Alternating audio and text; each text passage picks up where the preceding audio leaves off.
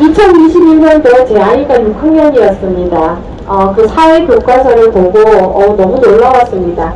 처음 시작부터 이승만 대통령 정부의 부정선거 나오는데 뭐라고 나왔냐? 정부통령 부정선거라고 나왔습니다.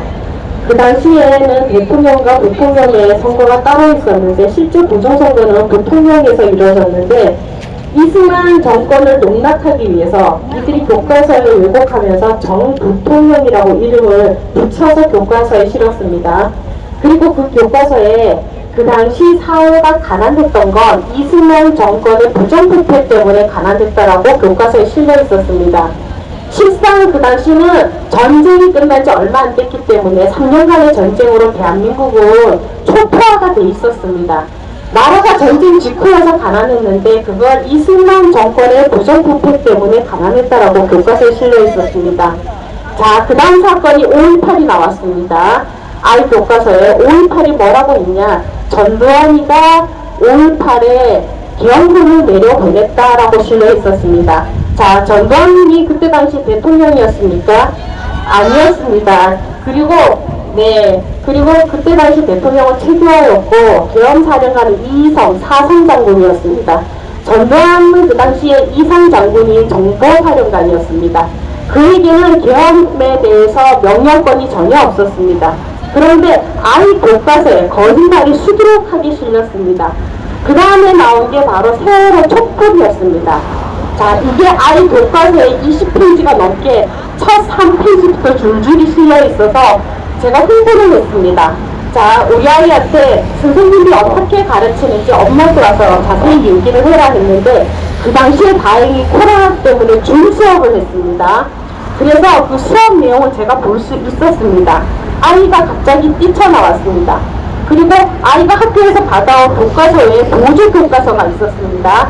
그 보조 교과서는 5.18에 대해서 모든 걸 중요한 것, 혁명, 그 다음에 발표, 명령 이런 것들이 전부 다 빈칸으로 메꿔져 있어서 아이들이 그걸 외워야만 답을 달 수 있는 그런 보조 교과서를 만들어냈습니다.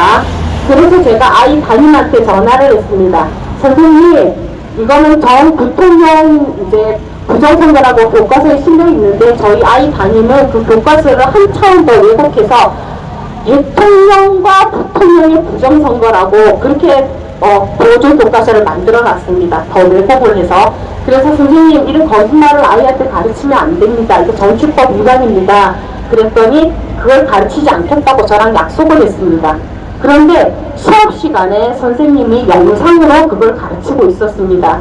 그래서 제가 수업 도중에 줌에 제가 난입을 했습니다. 선생님들 표현에 따지면 저는 난입이 아니라 의견을 제시한 건데 선생님, 저랑 약속을 했지 않습니까? 이거 보조교과서 안 가르치기로 했는데 왜 가르치십니까? 선생님, 약속 위반입니다. 그랬더니 저희 아이의 친구들은 우리 아이 핸드폰으로 너희 엄마 최고다, 나도 속상했다, 이런 문자가 끊임없이 왔습니다. 아이들이 다 알고 있습니다. 상당수가. 그런데 그 사건으로 제가 다음날 학교에 호출을 당했습니다. 선생님이 저 때문에 심적으로 상처를 입어서 수업을 할 수가 없으니까 사과를 하러 오라고 했습니다. 제가 정시 때 소환을 당해서 갔더니 교감 선생님, 학년 주임, 교과 담임, 아이 담임, 그 다음에 사무까지 5명이 앉아서 5대1로 저를 쥐잡듯이 잡았습니다.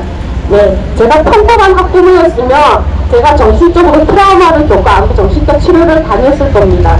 그런데 제가 나름 한땅을 하고, 제가 할 말은 따박따박 하는 성격이기 때문에 따박따박 1시간 반 동안 따져서 사과를 받고 어쨌든 그렇게 안 가르치기로 하고 끝냈습니다.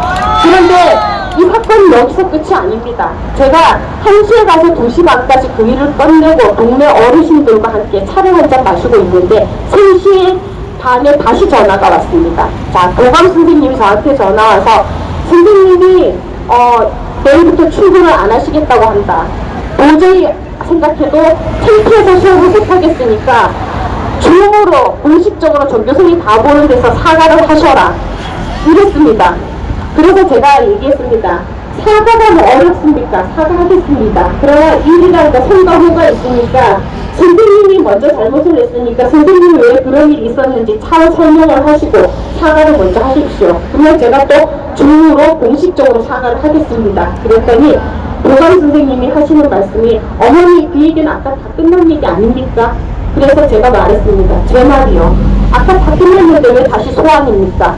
그래도 와보라고 합니다.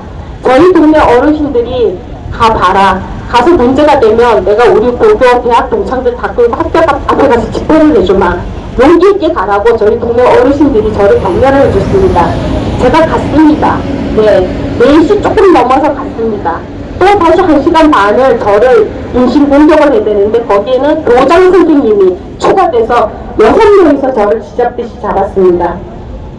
저희 학교 선생님 절대 교사셨던 분이 아닌 것처럼 보였습니다. 제가 교장 선생님 손을 꼭 잡고 선생님 종교적 낙하산이시죠? 하고 제가 물어봤습니다.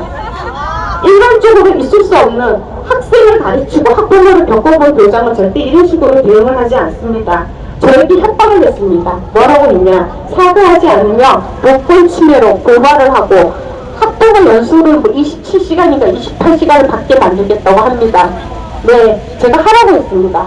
선생님 고발하시고 저도 선생님 정치 위반으로 정치법 위반으로 검찰청에 고발을 하겠습니다. 서로 맞고발합시다.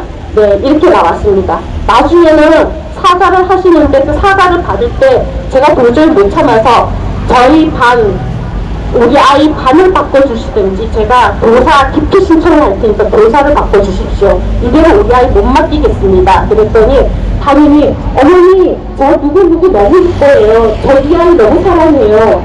그러시더군요. 그래서 제가 선생님 제가 1시간 반 전에 왔다 갔을 때만 해도 선생님 믿었습니다. 그때 이 말을 했으면 믿었겠지만 지금 보니까 다 해결 맞는 거를 교장 선생을 등에 업고 다시 한번 문제 삼는 거 보니까 선생님의 뒷끝이 있으시네요. 이런 분한테 제 아이가 어떻게 맡깁니까? 저 못 맡깁니다. 그 얘기가 나오는 순간 교장, 교감 다 싹싹 빕니다. 저는 그게 큰 문제가 되는 건지 몰랐습니다. 교사의 교체 신청이나 아이 반 교사 기피 신청이나 반 교체 신청이 그게 교사한테 그렇게 타격이 되는 줄도 몰랐습니다. 제가 뭘 알겠습니까? 이런 일을 처음 겪어봤는데 저는 제 아이 진짜 집에서 홈스쿨링 할 각오하고 학교에 덤볐습니다. 저 같은 부모가 대한민국에 몇 명 있겠습니까? 못합니다. 아이를 맡긴 입장에서 못합니다. 이런 식으로 당하면 부모들이 입을 다물게 됩니다. 침묵하게 됩니다. 무섭습니다. 5대1로 학부모를 잡아놓고 성이 안 차니까 다시 불러서 6대1로 교장, 교감, 학년, 주임, 교과가 아니면 다 모여갖고 잡아대는데 큰 소리 치고 소리 지르고 난리가 아니었습니다. 저 그거 영상 녹화하려다가 참았습니다. 그래서 제가 그 사건을 학부모 단체들한테 사건을 두고두고 얘기하고 페이스북에도 올리고 사람들 만날 때마다 그 얘기를 많이 했습니다. 교과서 이대로 두면 안 된다. 저희가 서울시 교육감 조전혁 후보님 만날 때도 제가 그 얘기를 했습니다. 우리 이대로 교과서 두면 안 된다. 사회 교과서 너무 왜곡이 심하다. 이거 고소할 방법이 없냐. 소송이라도 해야 된다. 이제서야 이뤄집니다. 여기 대표님께서 나서주시고 또 오상조원 대표님께서 나서주셔서 진짜 우리나라 미래가 그렇게 어둡지만은 않다는 걸 알게 됐습니다. 꼭 이 재판 이기시고 네, 법원도 어쨌든 공정한 재판을 해주기 바라고 아까 항소에서 이득이 없었다고 하는데 그들의 목적을 이룬 게 바로 이득입니다. 왜 돈만 따집니까? 그렇게 따지면 이 나라의 상표권 특허 없어져야 됩니다. 그게 물질과 뭐가 관계가 있습니까? 상호도 특허 신청이 됩니다. 다 고유에 있다는 게 지적 재산권을 얘기하는 겁니다. 그들이 원한 건 이념이었습니다. 이념을 얻은 큰 이득인데 왜 이득이 없다고 말하십니까? 각 나라마다 이념으로 나라가 건국됩니다. 어느 나라는 자유민주주의, 어느 나라는 공산주의, 어느 나라는 이민민주주의. 그 이념이 그 나라의 정체성이고 재산인데 왜 얻은 이득이 없단 말입니까? 국가의 정체성을 바꾸는 일인데 이 소송이 어쨌든 공정하게 꼭 이루어지기를 기도하겠습니다. 감사합니다.